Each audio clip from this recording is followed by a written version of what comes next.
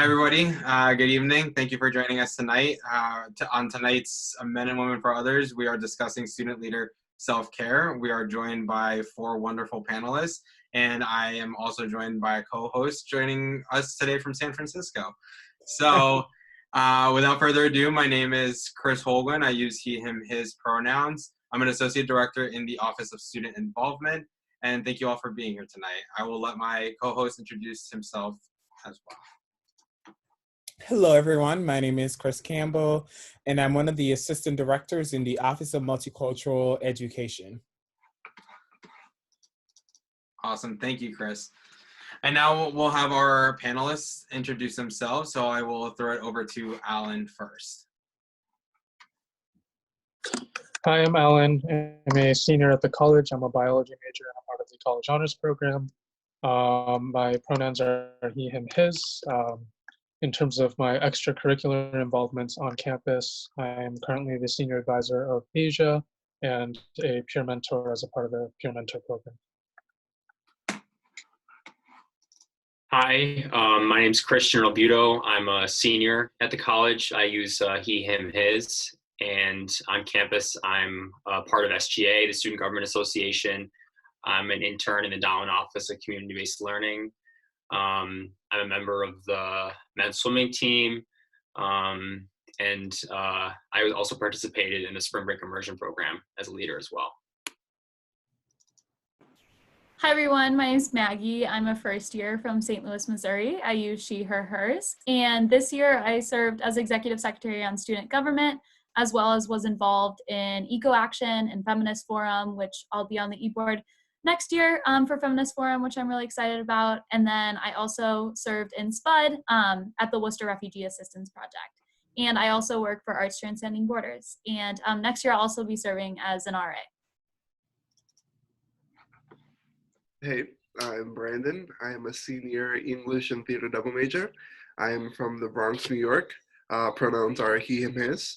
On campus, I dabble in a few places, much like Holy Cross students. I'm a coach at Philoso. I'm a peer mentor. I do theater. I was going to be directing the musical for ACT. I'm an intern in the Office of Diversity, Equity, and Inclusion. I work for the chaplains, and I also work for the Office of Student Involvement, doing those happenings on the Hill. So.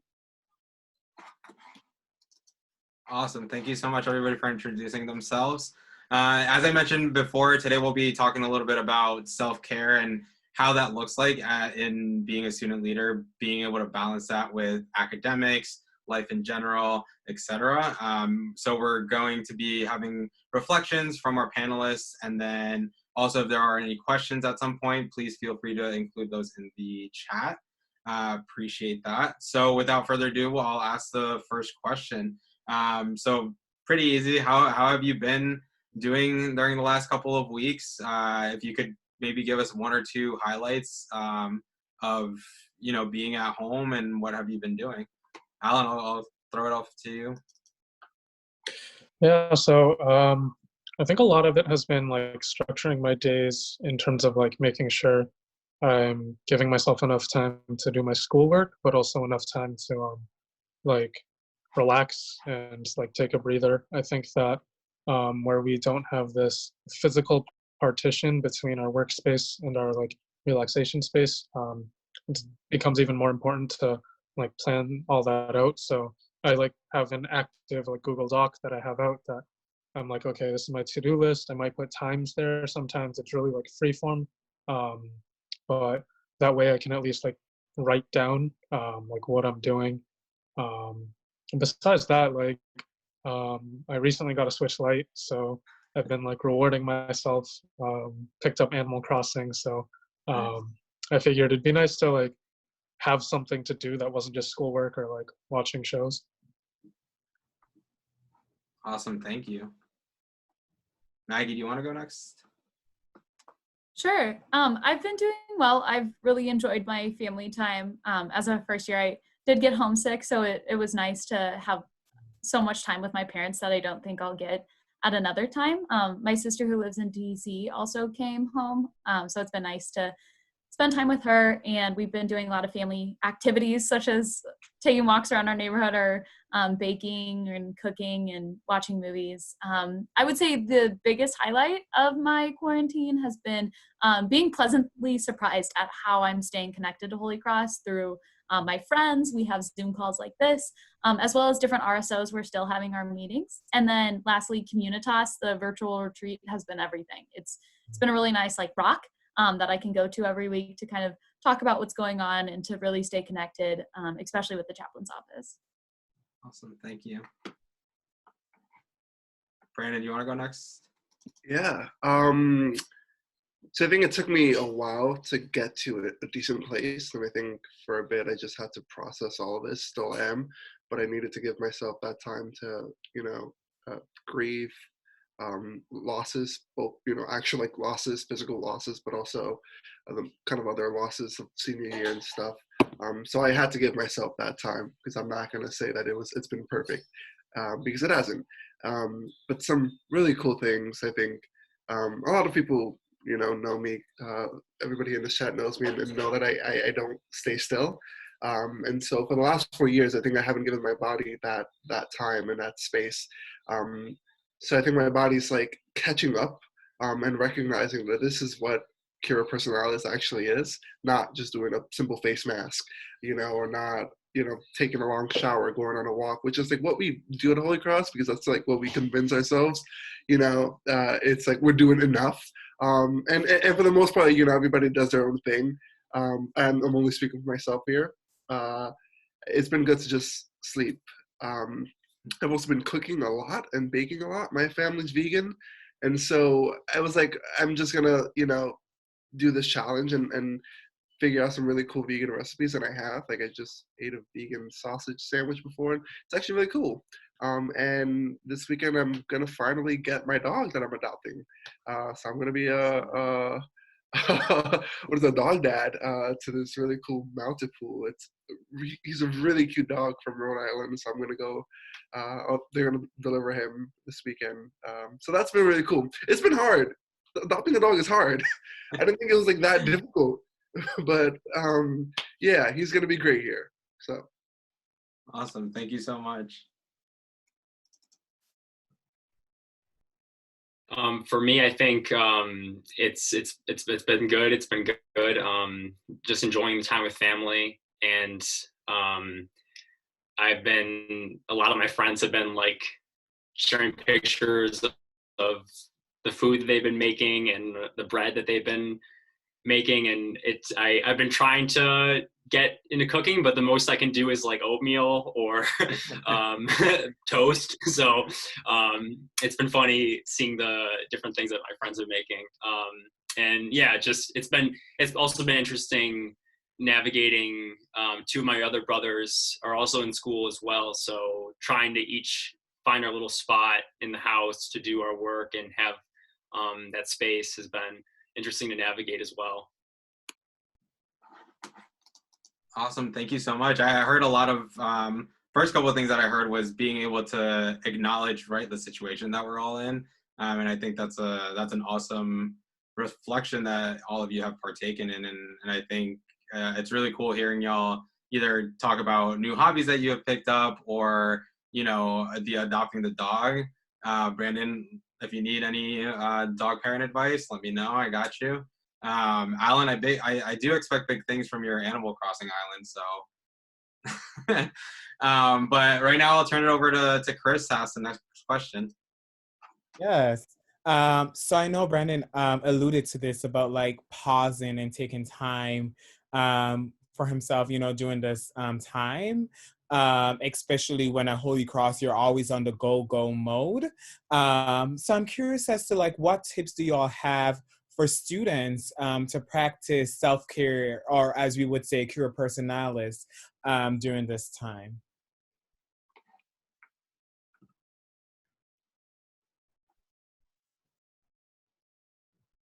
Anyone? I would say we all kind of alluded to the ways in which we have been kind of relaxing or spending time with our families or trying to stay connected with our friends and stay on top of school. We do only have maybe 1 week left of schoolwork, but I'm really trying to finish strong, staying connected with my professors and my classmates. So that's been one thing that I've tried to maintain a routine to help with self-care. But also, as I said, just like spending time with family, definitely getting news breaks. So like not being glued to the notifications, and also like being able to step away from my phone and technology, because we all look at screens all day now. We're really lucky because it's springtime. So I know for me, it's been ranging from 60 to 80 in Missouri lately. So it's been really nice to get out there and walk a little. I could sit down for hours and do work, but those breaks are so important. My dad's an educator, so he's a stickler on that, of getting me up and going on a walk or something. And so I would just say, like, the best advice I have is to find something you love. For me, that's like talking with my friends on a long walk, or baking, or I've been really into different TV shows, which is really not normal for me because at school I have no time to watch TV. So that's been nice to kind of like connect with friends on that level too. And so I would just really say, find what you love. School's ending soon, so we'll have a lot of time in the summer to explore those passions and those interests. Thank you. I think like for me, the biggest advice I can give is like actively staying connected with your different communities. So like I know for Asia, we're still doing our e-board meetings, and actually like there's one going on right now where we're doing like a game night as our last e-board meeting for the year. And I think like stuff like that is just really helpful, where like although like physically we're distanced, we can still be doing stuff with different organizations that isn't work necessarily. Like, and I think that that's really important, just because like I know like at least for me personally, like being around my family too much, like I get a little bit crazy. So like being able to maintain those good relationships with people is really important. Thank you. I think I said it, I kind of alluded to it in what I said last. But I think it's first acknowledging what you're feeling. Um, and why I'm saying that again is because the minute I start, the minute that I allowed myself to say, wow, this really sucks, and really reflect on why this sucks, what is this loss? What is my loss, or losses? And I had to do that, because then I would have kind of, that weight would have been on my shoulders still, and I think I still do it. There are moments where, for example, in a conversation yesterday with some alumni from, the last year, who graduated last year and the year before, it was great to see everyone. But I was so overwhelmed with an emotion of like, they got something that I will never get. And it's a ceremony, right? And it sounds like I might be exaggerating, but I think not comparing, your feelings to others, and not letting people, devalue what you're feeling, because this loss, and whatever loss you're experiencing, is real, and one is not worse or better than the other. We're kind of all in this, and so I think I've really had to reflect on that, and allow myself to feel what I feel, and validate that. And not let other people, even with good intentions, like try to, I don't, not so much like delegitimize, but kind of, what's the word I'm looking for? Like lower the bar of how bad it is, and so that's kind of how, that's really been the biggest thing for me, and the biggest a testament to my self-care and care of personalities, because that's been the one thing that's really been affecting me the most. And then to Alan's point and Maggie's point, just staying connected and talking to professors and friends who you haven't seen in a while. Thank you. Yeah, I think the advice I would give is as well taking breaks when you're doing work and when you're studying. I think taking a step back and having that time away from the screen and the books is important. I also think for me, like exercising and doing yoga, or kind of that other element to take a break and get kind of recharged. That also helps me as well. Yeah, other things that I would recommend. Awesome. Y'all gave some really good advice, and I think around taking breaks and recharging. And I heard something the other day. I think it was on Good Morning America, and they were talking about like finding times during the day to you know, like reground yourself, right? And how important that is. I heard finding something you love and embracing that and practicing it and just like incorporating that during your day. And a theme that I heard coming up a lot was just staying connected with your communities at Holy Cross, but also staying connected to your friends and family members.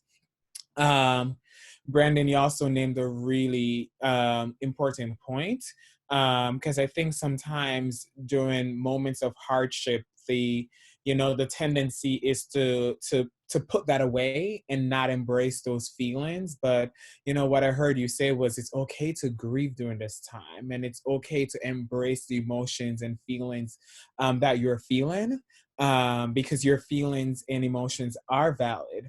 And one of the things that I always share with my friends is that it is important to acknowledge what you're feeling and what's coming up for you in order to heal. Because if you cannot acknowledge that, then then how will you get to that point of healing? And it's also okay to sit in our discomfort. So y'all raised some really good points. So thank you. I'm going to turn it over to Chris. Thank you. So I've worked pretty closely with all of you over the last couple of years. Maggie, during your first year. So I've been able to observe a lot of your work styles, and I've seen you, when you're thriving. I've also seen you in times of stress.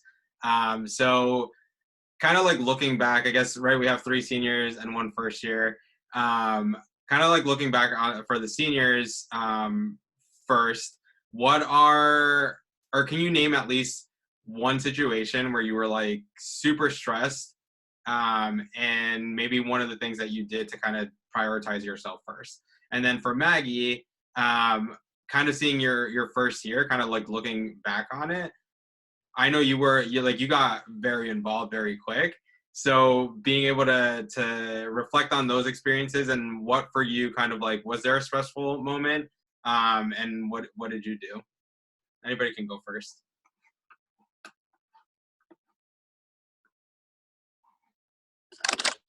So I think for me, in my involvement with Asia, a stressful time like every single year is exploration, where like it's just nuts. I don't think there's been a single year where like there haven't been like like little arguments and like a few tears here and there with planning it. And I think that especially as I continued throughout my involvement and took on like I guess more responsibility in the organization, it became difficult where originally it was about making sure that I was okay in the situation. And then but like as I continued on, it became like, okay, how can I make sure that like the people who are dedicating their time are okay, and how can I still make sure that what we're doing has an impact on even people who aren't necessarily taking part in the show but who are in attendance and may find importance in the work that we do. And I think for me, like reminding myself why I do what I do and why I love to do what I do is really important. Where I don't know if it was 2 years ago now or 3, we had someone in the audience who like emailed us afterwards saying that like they were going to start using like their name that they were given. It's like a Chinese name, and they had been using like a very Americanized name before that. And so I think this was either a prospective student or like a vision student. So to me, that was impactful. And to me, being able to use that experience and reminding myself why I do what I do is like sort of my way of keeping self-care, where it makes me remember that I'm not just doing things for nothing. Awesome. Thank you for sharing that, Ellen.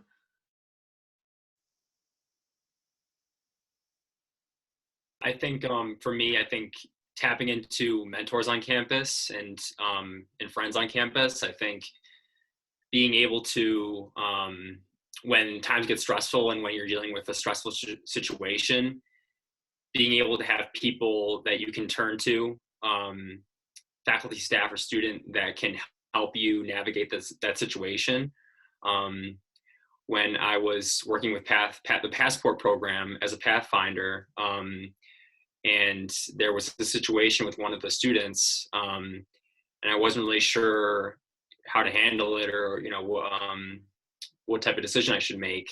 I turned to the supervisor at the time, and he kind of sat me down and helped me process it and think through it. And so I think being able to have those people like Chris and like Sandy for SGA as well, that you can turn to and kind of say, like, I'm not really sure which way to go right now. I don't know what decision to make. These are the things. If I make this decision, this is what could happen. If I do this, this could happen. So being able to have those people that you can turn to and talk to and help. Because for me, it's all about talking things through and getting feedback. And I think that the longer that I try and figure it out myself, I just need to be able to talk things over with other people. So that's something that I look to. Thank you, Christian. I'm always stressed.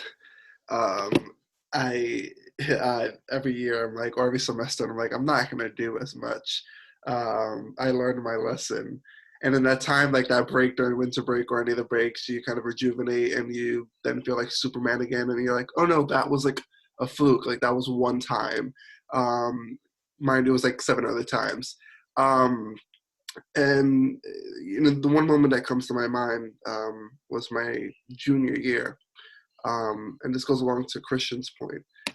And it relates to Christian's point because I didn't do what Christian was saying until that moment, which was asking for help and talking to faculty and staff. I don't think people recognize, or maybe outside people know, how much like faculty and staff at Holy Cross care. Like it's like annoying sometimes because like, the one day you don't go to class, you get that text from your professor or that email, like, are you okay?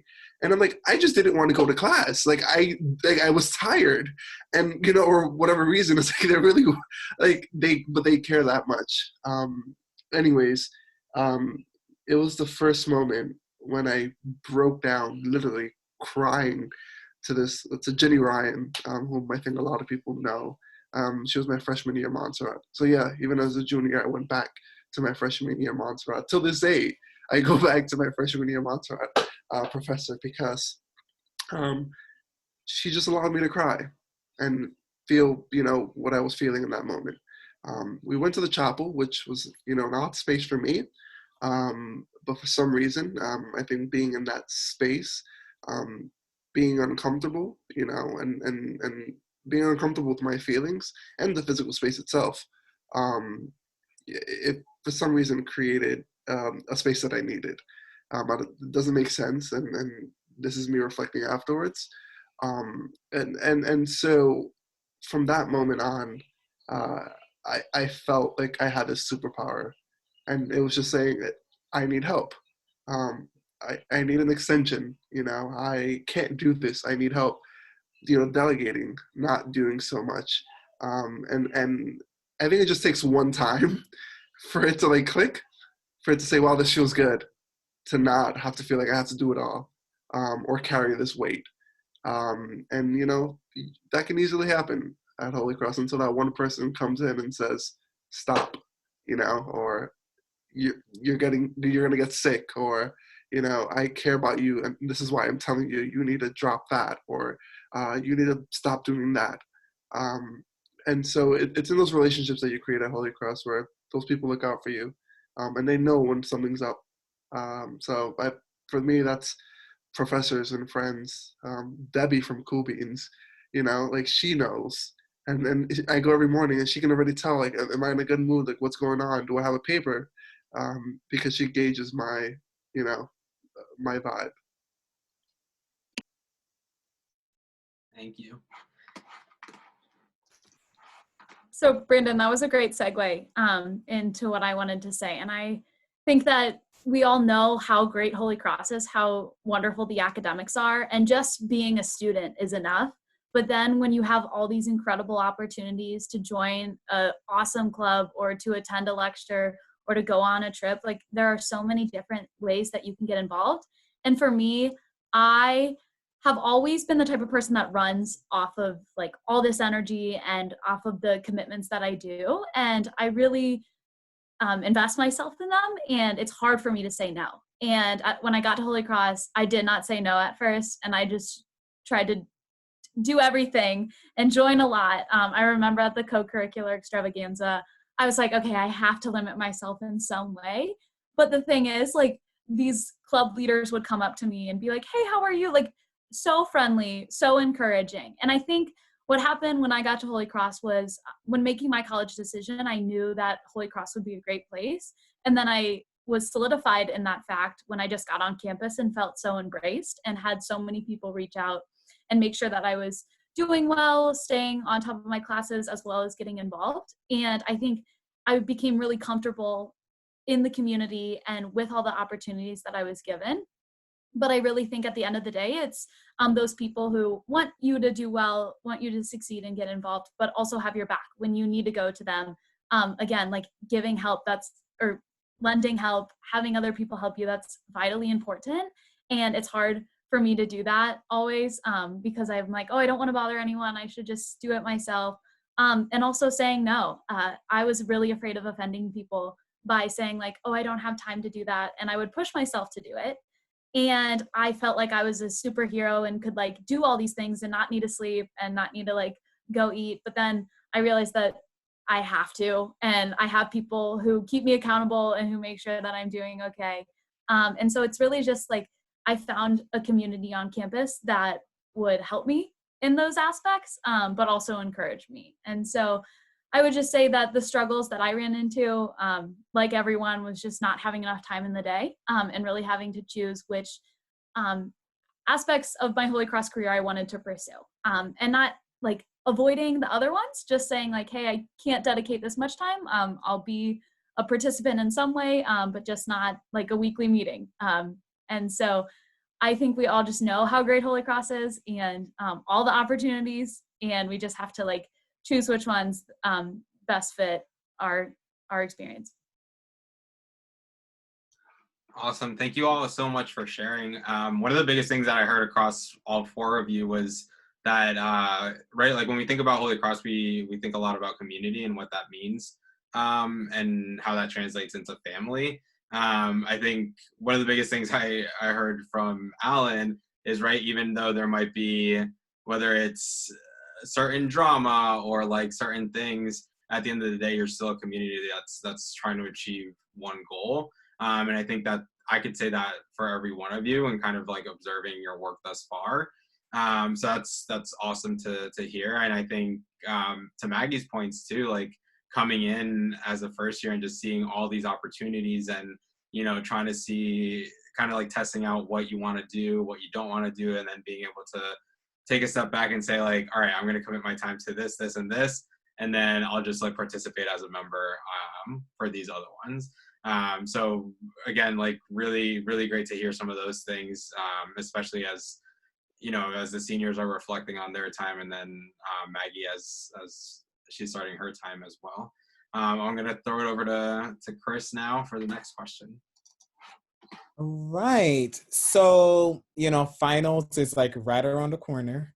And, you know, it's going to look different for a lot of students. And so, you know, there's no dining, you know, no opportunity to grab a coffee from Cool Beans, or whatever, you know, folks used to, you know, get through finals. So I want to ask, it's a two-part question. So, you know, having, you know, taking finals before Holy Cross, like what are some time management skills you like to share with students. That's one part of the question. So time management skills that you like to share, especially with being at home. And then the second part of the question is, what are some strategies that you will recommend to students to manage stress during this time? So time management and stress management, especially with being at home and with just everything else that's going on in this world. So I think in terms of, this one kind of applies to both, but I really think like minimizing your losses when it comes to like doing work. Like we all know we have a finite amount of time. We have a certain amount of assignments, and we have like X amount of classes, right? So for me, it's always been about, okay, like how can I make sure that I have like a pretty well-rounded understanding in each of my classes, so I feel like, you know, I got the most out of my education first, and then I sort of follow that up with, well, okay, like, you know, this assignment may be like a big paper, but it's only worth like 50 points, whereas like I got an exam coming up that's worth like a third of the class, and knowing that like, although like the big paper can be really daunting, the exam is worth more for my overall grade. So I feel like that's something I want to study for and like dedicate a little bit more time into. And I think like, I don't always like to think like this because I don't like to quantify my education too much, but I'm sort of almost forced to sometimes, being like a student on the pre-med track where like, you know, of course I've had to think about my GPA where, you know, like some courses are worth more than others in terms of credits. So like I'd be lying if I didn't say, you know, like there have been times where I've prioritized that 1.5 credit class a little bit over the 1 credit class. And I think that for there, it's more about being efficient and making the best use of my time so that I don't have to feel as like overloaded. And then I think for me, like I like to, like I'm the type of person who likes to dive in and like sit in a place and do like a lot of work for like a bulk amount of time and then take like the next 2 days resting. But I know that that's not always the most efficient. So for me, it's about like sometimes almost forcing myself to take like 15-minute breaks every like hour and a half, 2 hours. That's like what I found works best for me. Other students might want to like either shorten the break or make it longer or like make the work time longer. But I think like regular breaks are something that have helped me a lot.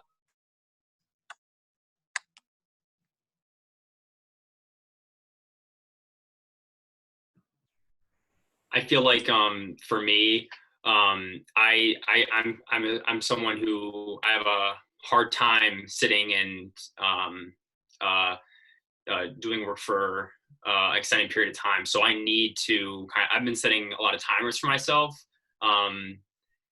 45 minutes or 50 minutes, and then take a break and then get back into it. I think especially not being on campus, having, you know, using my phone and setting a timer has been helpful for me to stay focused. And I also think not looking at all your finals as a whole and saying, oh my gosh, these are all the exams, all the papers that I have to do, because that can I think can contribute to the stress. So I think breaking it up into chunks and taking it one exam, one paper at a time, still knowing what the schedule is, but saying, okay, you know, I have this paper coming up first, I'm gonna knock that out, and then kind of, you know, just taking it one thing at a time, or even just bracketing it into one day and saying, these are all the things I'm gonna do today, one thing at a time, instead of when I think about all the assignments that I have, or all that I try not to think that way. So just kind of bracketing it up. I also think making a to-do list is really helpful for time management and having a calendar, having a schedule. And then also something that I think is really helpful too is utilizing the resources at Holy Cross. There's the Writers Workshop that are helping students online. The librarians are helping students online with research. And then of course your professors too.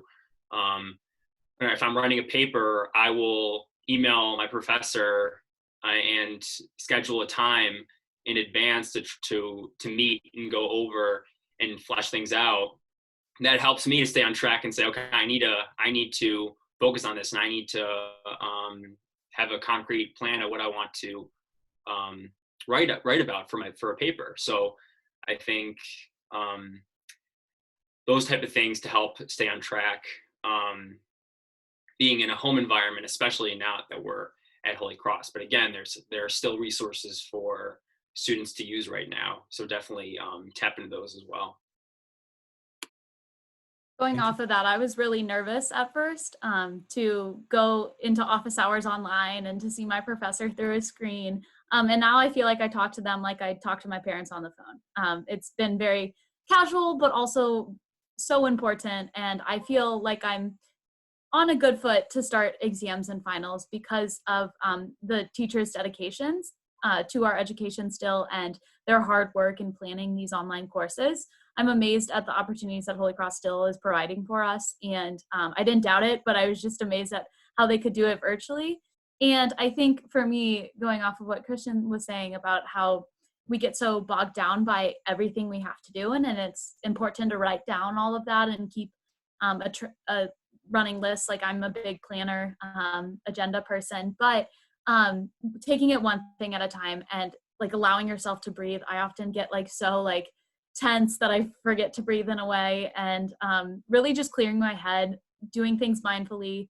The best thing I've done is to like do one assignment and then go take a walk and then come back. And then also my phone is my homework's worst nightmare and biggest enemy, and I just have to like put it in another room and not touch it for like when I do my assignment. And then lastly, I think we just all need to be really patient with ourselves, with our families, with our professors, with everyone, because it's easy to get frustrated online, at your house. And so what I've done is I've made a desk for myself, not in my room because I knew that would be dangerous and all I want to do is crawl back in bed, but at my breakfast room table. And I kind of like tell my family, hey, I have a test right now. I'm going to take it here. And so just like making those plans of when you're going to take your test and where and how long it will be, letting your family know, and just like working with what you've got. So being patient with that, and then using the resources to your best advantage. It's touched on pretty much everything, and honestly, I'm not going to say that I have this, in the bag. I'm struggling myself. I also have two brothers who are in college. My sister also, works from home. My mom's working from home. So everybody's on laptops, and, one room has better Wi-Fi than the other. So it's like we're all fighting for the same space. And so my room is my spot. And yeah, my bed is like right there. And you it's just the vibe of it. And also like I'm in New York. So even when I go on those walks, like they're not as peaceful as I would like them to be, because people are just like anxious and meaner than usual. So what I will say is, and what hasn't been said is like, this is a lot, and there are ways, right? We have those pass fails for a reason, and then I'm bringing that up because I think I had a mentee who didn't, she was struggling with the idea of like doing that pass fail, because she felt like if everybody can do it, she can do it, which is like, great, and kudos to her, like she's wonderful. But this idea that everyone's doing it, so I can do it. First of all, not everyone is doing it, because no one talks about the fact that they can't do it. Nobody's out there putting on Snapchat, I'm struggling with this, or I lost this person in my life, or, I already did 2 pass fails. Heck, I probably got all pass fails because I have a valid reason, and that's okay too. I think it's this idea that if you do that 1 pass fail or 2 pass fails or all pass fails, like you're doomed, and that's not the case. And I know there are people who might disagree with that, but if our provost and if our institution said that we are allowed to take up to 2 pass fails if you take 4 classes, I think they decided that that was reasonable. And there are ways, again, to get more. So to anyone who's, thinking that they can't do a pass fail, or maybe need to take an incomplete or something, because, the world's going to end. Like, that's not the case. People are struggling. I'm struggling. I did pass fail for 2 of my classes. I'm taking 5, all very writing heavy.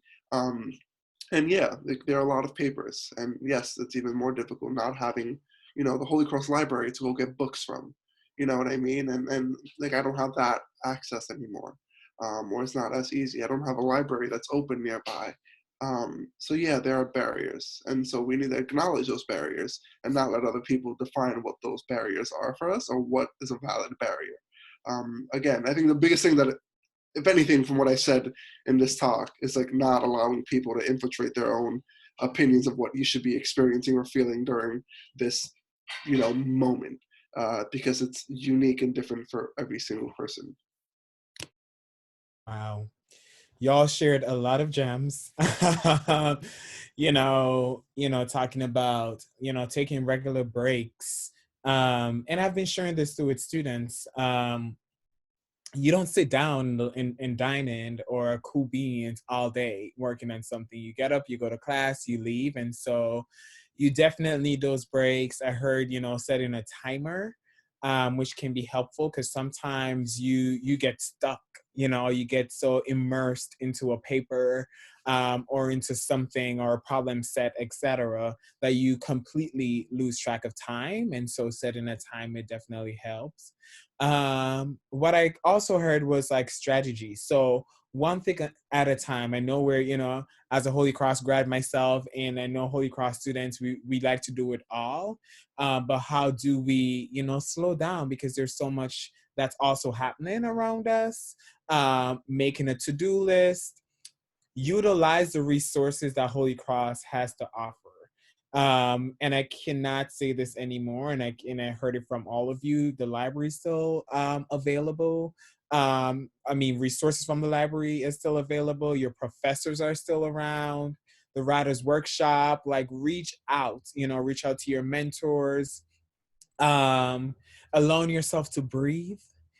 Putting away the phone. I know it's hard. We want to be on our TikToks and our Facebook and our Instagram, but it's okay.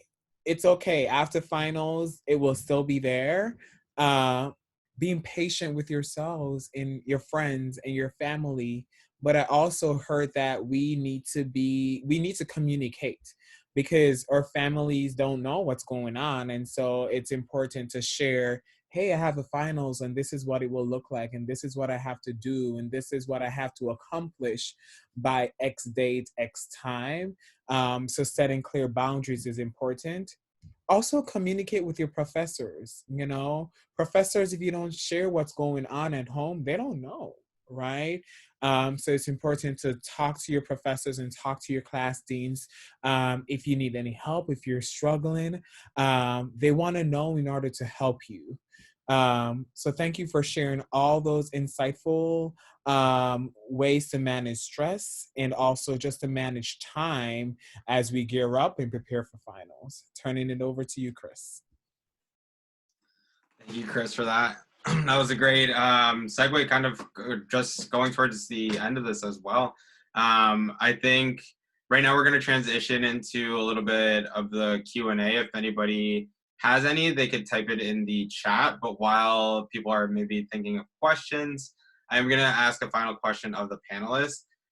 So if you could go back to the seniors, if you could go back to your first year, or Maggie, if you could go back to the start of your first year, what's one thing that you would tell yourself, kind of just if you had that chance? What would you say to yourself? I would say it's going to suck. And, experience it. I think I tell this to like a lot of first years on like retreats and stuff. There were moments, where I was not good. And I thought everybody else was good. So I think it made it even worse to think that I was the only one. But now as a senior, and I hate that I have this perspective in a way because it's what the seniors told me when I was a first year. It's like, you know, the light at the end of the tunnel, it's going to get better. You know, it comes in waves, but when you come at the end of the senior year, you're going to love Holy Cross and you're going to miss it. And I'm like, no, I'm not. I'm like, yes, I am. And I think they were right in the sense that, you know, you have to experience the good and the bad. You just have to. And so that first year, who was on fire, you know, who was excited to be here, who was, you know, ready to set the world on fire, you know, metaphorically, to just do it, you know, do it, live it, and then reflect. I think that's the biggest thing for me, and that's the biggest thing I would tell my freshman year self. It's like, reflect, do something, you know, and whatever happens, happens, and then reflect. Because that's, I think, what's given me the strength and given me the insight that I have now. So oddly, this is actually something that came up in one of our classes, not like obviously going back to like our first years and like what advice we would give, but it was like if you could go, it was referring to like going back to the way things were in terms of like the current pandemic situation. And I don't think I would give myself any advice. And I don't think like if we could go, like what does going back even really mean and how does it impact you? I think that like if I were to go back and give myself advice, I would risk not having the lessons learned on my own. And I think that it almost takes away from the experience that I would have during the time. Like, I feel like I really enjoy the fact that I got to make a lot of mistakes throughout my time in college, and I wouldn't go back and change any of that. I think it really shapes who I am. So I wouldn't give myself any advice. I would just kind of, you know, sit and look at myself and dine in and like sort of chuckle, like, oh wow, you could have done that so much better. You know, I think for me, like my first year, if Chris, if you, I'm sure you remember Suji, like I would be in like dining until like 2 or 3 because like, you know, I wasn't a good student until I came to Holy Cross. I was actually like a really bad student. I consistently, like all throughout middle school and high school, you know, like was like a C/D student up until like my last few years. So coming to Holy Cross was very strange, where I didn't know how to work hard. And I think like, yeah, if I went back, I could be like, okay, this is how you study productively instead of like sitting there like all day, just like supplementing, you know, lack of like knowledge with hard work. But like, I think being able to put in that work when I didn't know what I was doing is important for, you know, any future challenges that I have that, you know, like I'm not always going to know what I'm doing. Awesome. Thank you. Yeah, going off of that, I feel like mistakes are the best learning experiences. I have learned the best like pearls of wisdom from just little mess ups here and there and having people help me through them. And I feel like at Holy Cross, we all want to be perfect. And I know I fall into that a lot. And people are there for you when you make a mistake or when you need help.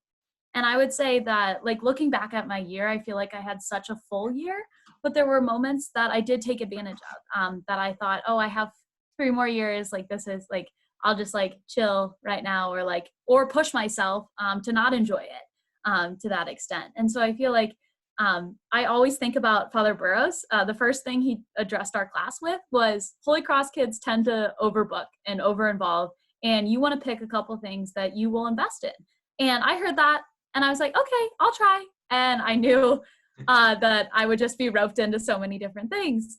And again, that's like the beauty and also like the downside. But I would just say that we really can't take anything for granted.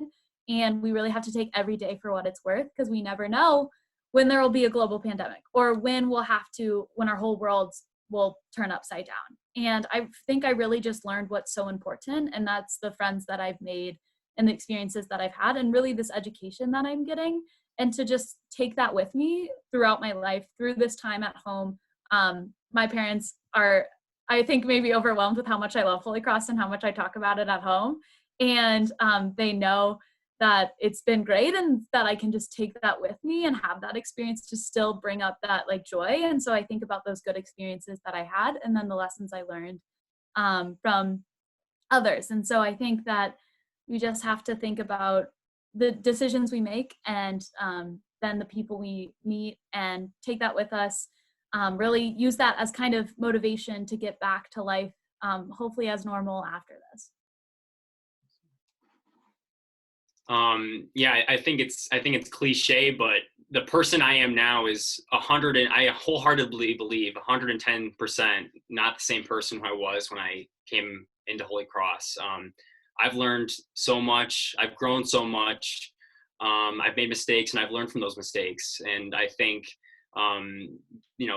having that, being able to have that hindsight and recognize how much I've grown because of Holy Cross is, I think, I definitely was not prepared for that coming in as a first year student. I think based on what, going off what Maggie was saying, part of the what you have to grapple with as a first year student is how awesome it is that there are so many great, amazing clubs to join and to be involved with. And I remember too, during the co-curricular extravaganza, I mean, everywhere you look are so many passionate students who are eager to share the club that they love with you. So I think it's important to going back, I would say it's important to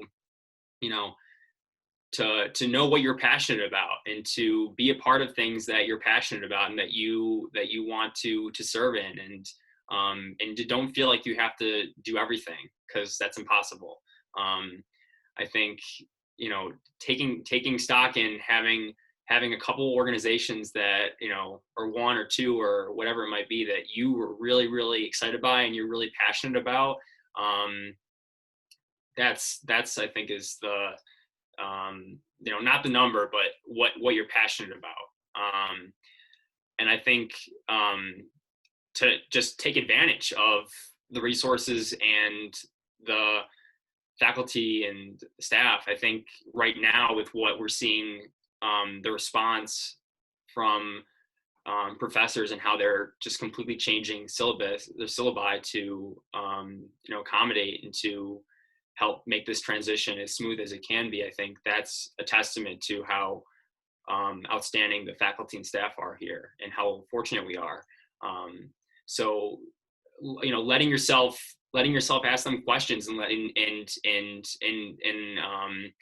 in office hours. And I think those are some of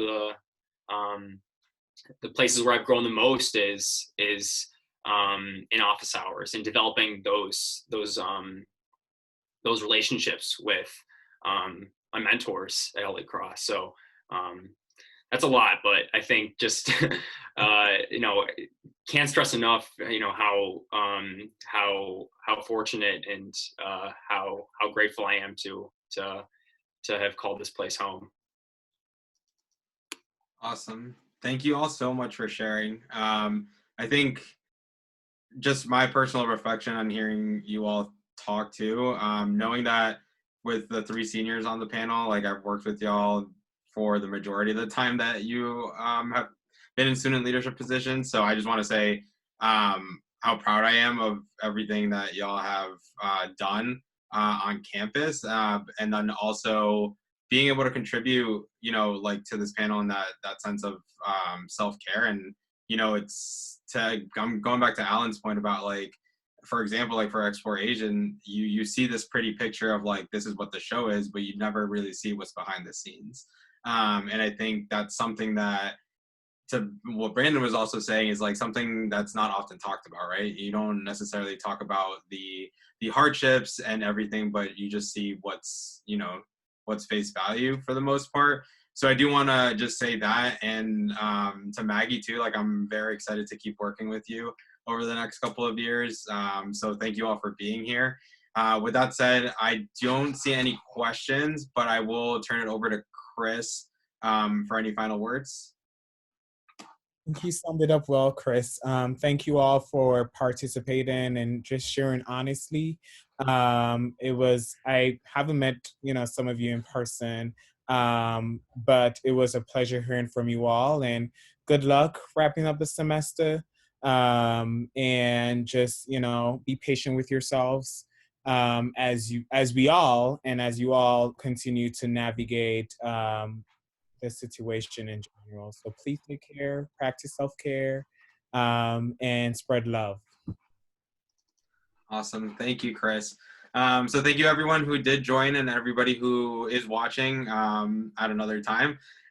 Join us again for another panel. We'll pick it up back after finals, so sometime towards the end of May. And then we'll be continuing these into the summer as well on different topics.